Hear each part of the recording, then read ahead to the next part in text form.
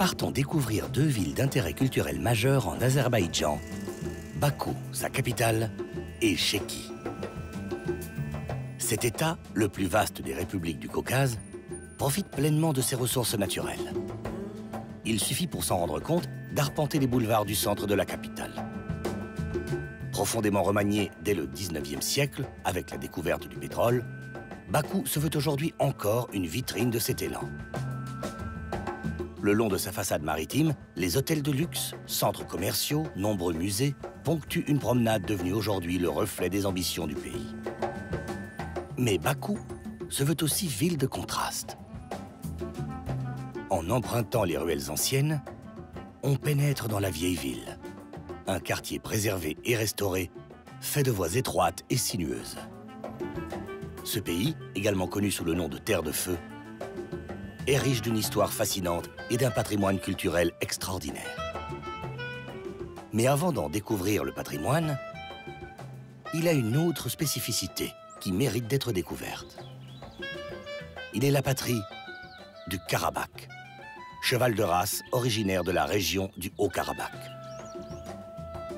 Si tout au long de son histoire, le territoire a été le carrefour des routes des envahisseurs, venus à dos de cheval, apportant des montures de toutes origines, notamment mongoles, les envahisseurs se sont plutôt enrichis de l'apport génétique de l'animal régional. Il est naturellement mieux adapté aux conditions géographiques et au climat montagneux. Sa race est donc issue de croisements entre des chevaux indigènes, des chevaux turkmènes et des pur-sang arabes.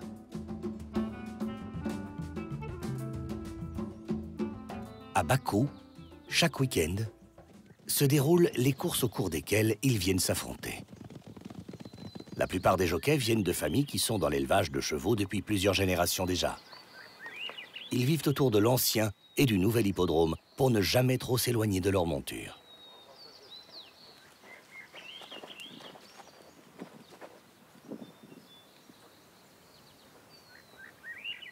Les chevaux Karabakh font partie de la culture nationale azérie. Ce sont des monuments vivants. Le cheval est l'un des symboles de ce pays. L'Azerbaïdjan est l'un des premiers pays où les chevaux ont été domestiqués. Il y a bien longtemps que l'équitation est un sport pratiqué dans notre pays. Le Karabakh est un cheval de type léger. De stature trapue, il a l'encolure longue, le garrot saillant, mais les jambes fines et musclées. Il est apprécié pour sa résistance, sa rapidité et son intelligence. Dans le pays, des chevaux domestiqués étaient déjà recensés dans différentes régions 4000 ans avant qu'ils ne fassent leur apparition en Iran. Les traces témoignent de la présence de différents chevaux à cette époque, surtout dans l'une des régions. On rapporte également qu'à l'époque où l'islam s'est implanté dans le Caucase, à la suite de l'influence des Arabes, ces derniers sont arrivés dans la région à dos de chameau et sont repartis à cheval. Quelques 60 000 chevaux de la région ont été emportés en terre arabe. Cela signifie que les chevaux Karabakh ont joué un rôle prépondérant pour le développement des chevaux arabes, mondialement connus aujourd'hui.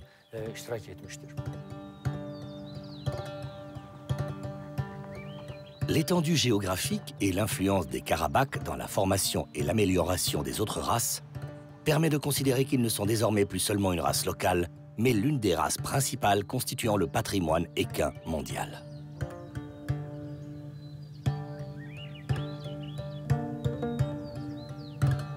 Toutefois, le vrai développement de cette race ne sera possible que dans son berceau historique, où les conditions climatiques et plusieurs autres facteurs ont créé une harmonie parfaite entre l'animal et son environnement.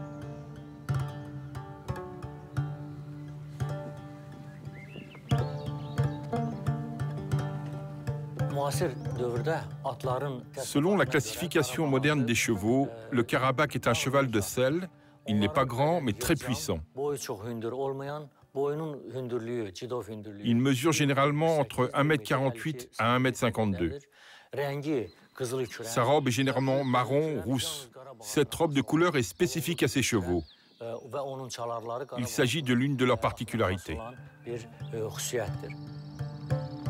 Le Tchofgan est un jeu équestre traditionnel azéri pratiqué depuis des siècles, mais menacé de disparition.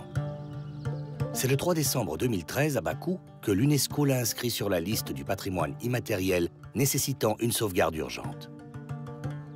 Un sport de même nature se pratique pourtant également en Iran et ailleurs dans le monde, sous le nom de polo. L'Azerbaïdjan ne revendiquait aucunement la paternité des règles. Mais ici, ce sport se pratique sur les chevaux de cette race, elle-même menacée d'extinction. Deux équipes de 5 cavaliers s'affrontent en frappant une balle à l'aide d'un maillet afin de la placer dans le but de leurs adversaires.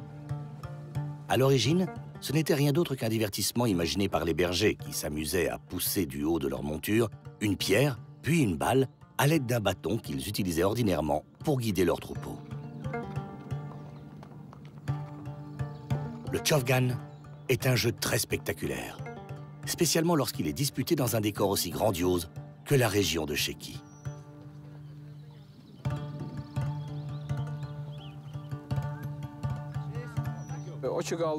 Les chevaux Karabakh ont une singularité. Ils peuvent participer à des courses sur une longue distance et ils se prêtent particulièrement au Chovgan, un jeu traditionnel. Leur beauté, leur couleur en font une race azérie unique. Le Chovgan est un jeu national très ancien.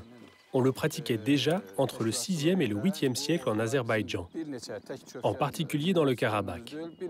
Mais dans d'autres pays, il n'y a pas que le Chovgan. Il existe différents jeux équestres.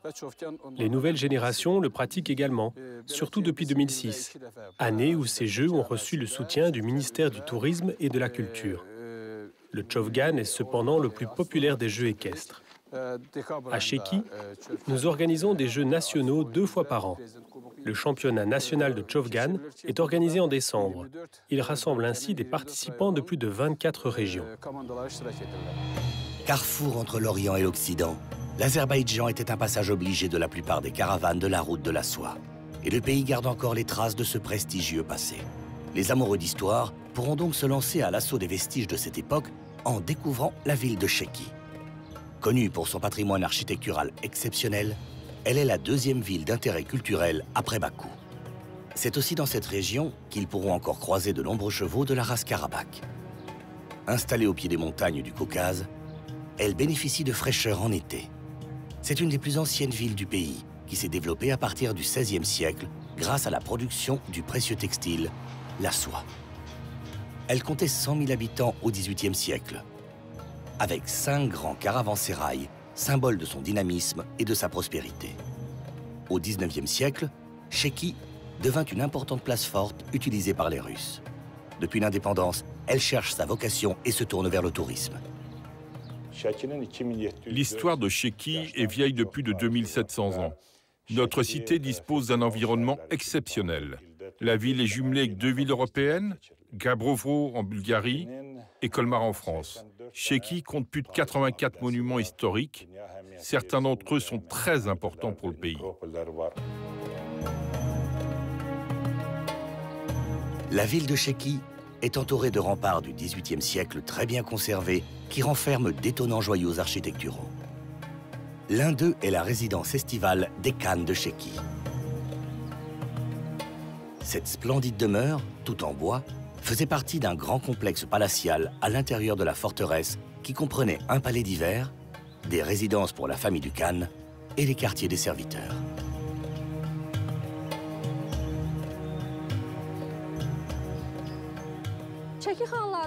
Le palais du Khan a été construit à Sheki au XVIIIe siècle.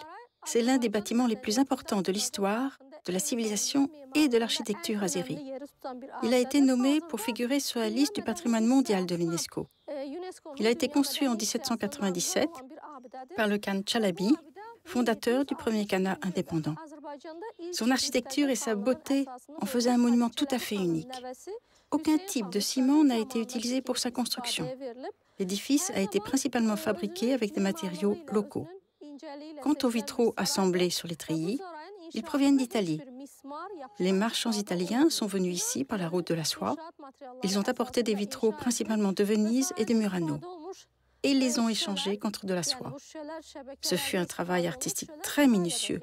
Pour chaque mètre carré de treillis, les artisans ont utilisé entre 5 000 et 14 000 morceaux de verre.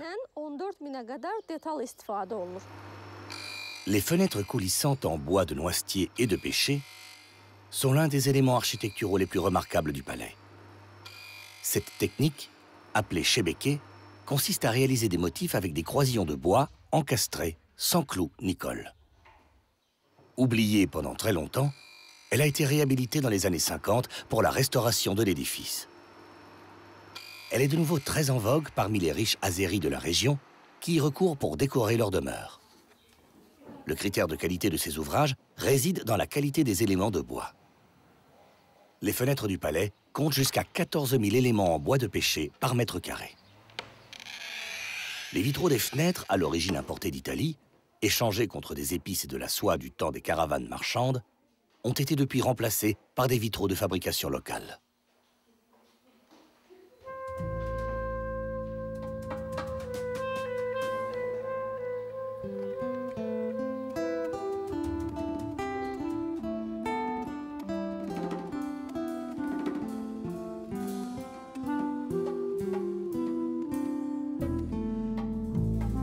Au premier étage de l'édifice, vous pourrez découvrir une salle de réception, une pièce faisant office de bureau et la chambre du khan.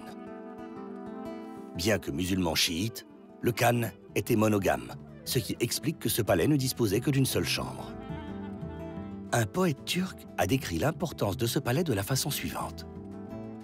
Si en Azerbaïdjan, il ne restait plus aucun autre monument, il suffirait de montrer le palais du khan de Sheki au monde pour souligner la richesse de notre histoire, de notre architecture et de notre art. Parce que dans ce lieu, tous les styles architecturaux sont mélangés.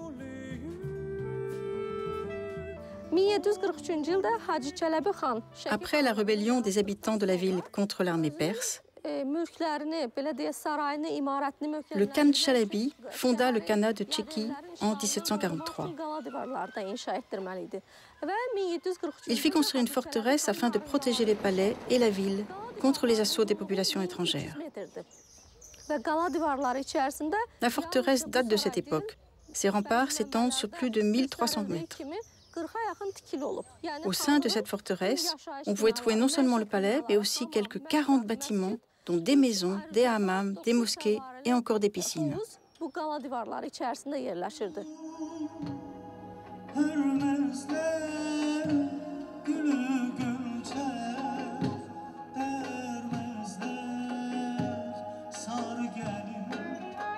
Le mougam est un art traditionnel de la musique azérie. Il laisse une large place à l'improvisation en associant des instruments traditionnels. Contrairement à la musique classique européenne, aucune œuvre n'est écrite. Aussi, les artistes transmettent leurs œuvres et forment eux-mêmes les musiciens. L'exécution du mougam exige une mémoire musicale exceptionnelle, car l'artiste doit connaître le répertoire traditionnel et improviser en même temps. En 2005, le mougam a été classé chef-d'œuvre du patrimoine oral et immatériel de l'humanité par l'UNESCO.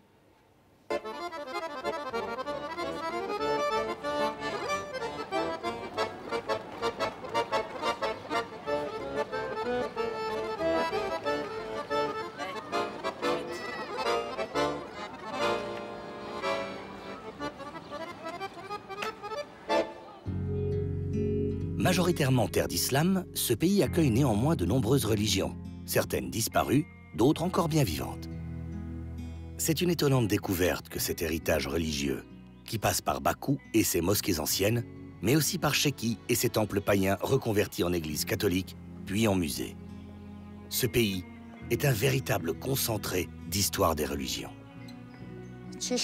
L'église de Kish est la plus grande église d'Azerbaïdjan, mais aussi du Caucase, qui desservait le culte de l'église d'Akbadi. Des recherches archéologiques et la restauration de l'église ont été entreprises au début des années 2000 et terminées en 2003. La restauration visait principalement à supprimer les ajouts faits au XIXe siècle. En 1836, l'église d'Akbadi a été rattachée à l'église arménienne. L'église de Kish a donc été modifiée. C'est la raison pour laquelle le recteur de notre faculté d'architecture et d'ingénierie civile a porté ce projet qui visait à rendre son aspect originel à l'église. Depuis 2003, l'église abrite un musée de l'histoire de l'Akbadi. D'après les recherches archéologiques, cette église date du 1er siècle. C'est à ce moment que la construction de la première structure, qui sert de base à l'église actuelle, a débuté. Il y a également d'anciennes tombes. 6 d'entre elles ont été découvertes lors des fouilles. 2 se trouvent à l'intérieur et 4 à l'extérieur. D'après M. Mukhtarov, archéologue azéri, il s'agit de l'un des plus anciens cimetières chrétiens. Certaines tombes renferment des corps de 5 à 6 personnes, alors que 25 personnes ont été enterrées dans d'autres sépultures. L'Aghbani est considérée comme l'une des plus anciennes civilisations d'Azerbaïdjan. Elle a existé jusqu'à l'établissement du califat arabe au IVe et VIe siècle. Aujourd'hui encore, 26 tribus d'Aghbani vivent en Azerbaïdjan. Leurs membres sont généralement blonds aux yeux bleus. Ces cimetières ont également permis d'établir ce lien. Bien entendu, d'autres tribus se sont installées. Elles se sont mélangées et ont évolué petit à petit. En 705, le califat arabe s'est établi et l'islam est devenu la religion principale de la région. D'autres religions y étaient pratiquées auparavant, même avant le christianisme, bien avant le christianisme d'ailleurs. Différents cultes étaient présents sur ce territoire. Le premier missionnaire chrétien est arrivé ici au 1er siècle. Bien entendu, il aurait pu établir son église ailleurs, mais il existait déjà un lieu de culte appelé le Temple de la Lune. Beaucoup se rassemblaient ici et il était alors important de toucher de nombreuses personnes en même temps. Le zoroastrisme, fondé par Zarathustra, est sans doute la première religion monothéiste au monde. Née dans l'actuel Iran, elle a prospéré ici, sur les bases des pratiques animistes qui avaient encore cours. Ahura Mazda est le nom du dieu du bien, vénéré par les Zoroastriens. Il s'agit du dieu soleil. Pour eux, le feu est le symbole du soleil sur terre.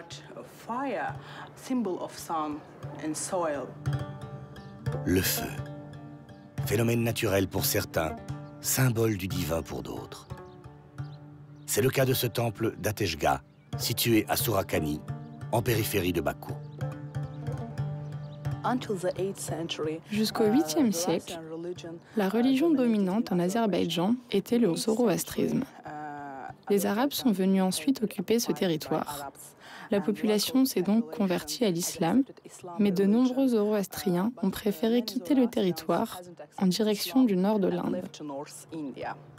2 types d'hôtes étaient acceptés dans ces murs. Les adorateurs qui vivaient là en permanence et les marchands zoroastriens de passage qui payaient les prêtres afin qu'ils prient pour le salut de leur âme. Les dévots s'infligeaient ici même de terribles supplices, enchaînés durant de nombreuses heures ou couchés sur un lit de charbon. On retrouve dans ce temple 26 cellules pour les pèlerins. Ceux-ci venaient pour prier et donc il fallait la présence du feu dans chaque chambre. Au-dessus de la grande porte d'entrée, on retrouve la chambre des invités. Elle s'intitule Balarana, ce qui veut dire petite pièce. Elle était réservée aux visiteurs non convertis.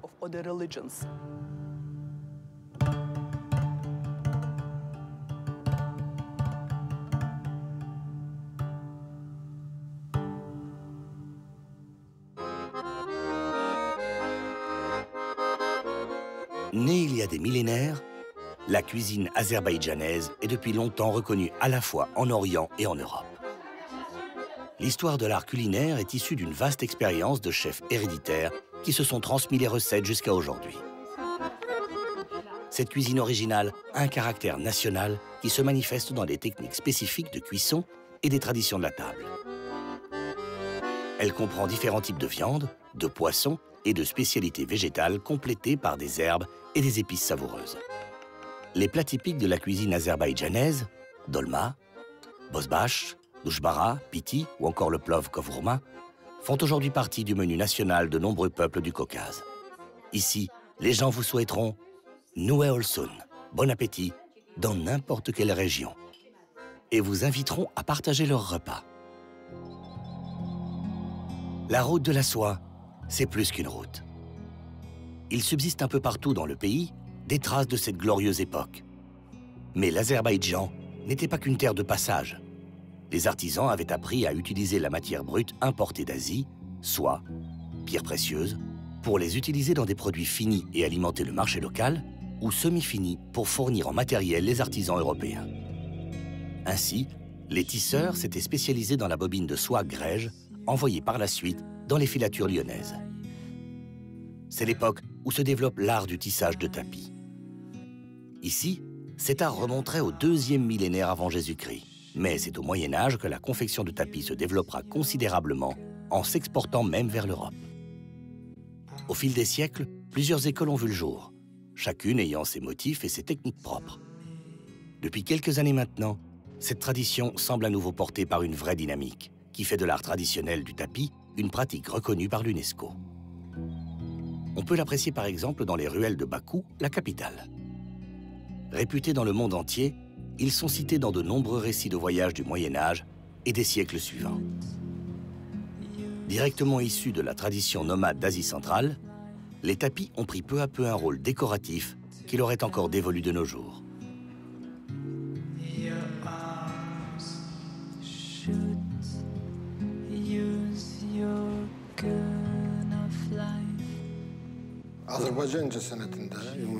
Les tapis jouent un rôle majeur dans l'art de ce pays, mais aussi dans la manière de penser l'art des populations d'Azerbaïdjan. Ce n'est donc pas qu'un élément d'intérieur. Il montre également comment un peuple se représente, quelle est sa pensée, son esthétique. De ce point de vue, les tapis d'Azerbaïdjan sont à la fois des éléments décoratifs,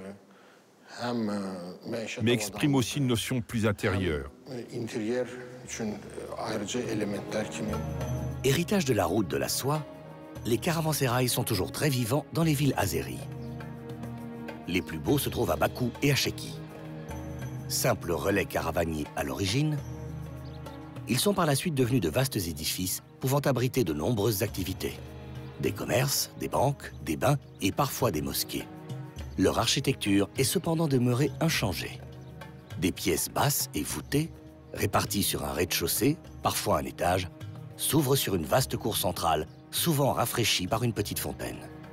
Ces caravansérails restaurés, avec leurs tapis épais et leur ambiance feutrée, permettent un véritable voyage dans le temps. Nous nous trouvons dans le haut caravansérail de Chéki. Ces lieux étaient traditionnellement construits sur la route de la soie dans les pays orientaux pour les marchands. Certains caravansérails datent du Xe siècle. Cependant, ceux de Chéki ont été construits au XVIIe et XVIIIe siècle. Des piscines et des fontaines se trouvent au centre des caravansérails. Des bâtiments sont construits tout autour et servent de murs. Ces murs contiennent des pièces. Un caravansérail comportait 2 à 3 étages. Le premier était réservé aux marchandises, le deuxième était consacré à la vente et le troisième servait d'hôtel où les marchands pouvaient dormir.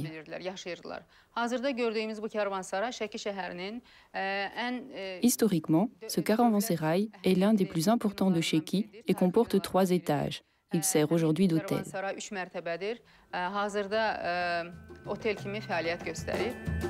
Depuis des siècles, ils ont accueilli les marchands ou les pèlerins le long de la route de la soie.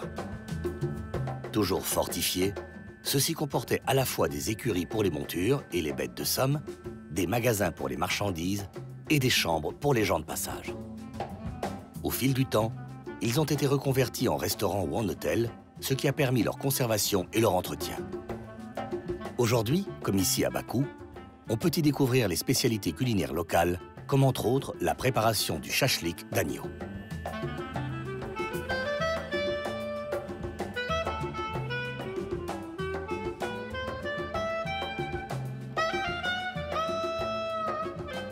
Alors que la nuit tombe sur Chéki, les musiciens, issus de tous les villages avoisinants, se rassemblent autour du feu et les flûtes résonnent. Seuls les hommes jeunes et moins jeunes exécutent des danses traditionnelles. À l'inverse de celles des femmes, les danses masculines portent principalement sur un jeu de jambes très rapide. Les mouvements du danseur sont techniquement complexes, définissant ainsi l'esprit et l'énergie des danses masculines azéries. Elles sont l'occasion de célébrer des événements, comme la saison de la chasse, une cérémonie de mariage la fin de l'hiver ou une course équestre victorieuse, car n'oublions pas que l'Azerbaïdjan est un de ces rares pays où le cheval n'a pas été détrôné par le modernisme. Il est plus qu'un symbole. Il est considéré comme un personnage sacré.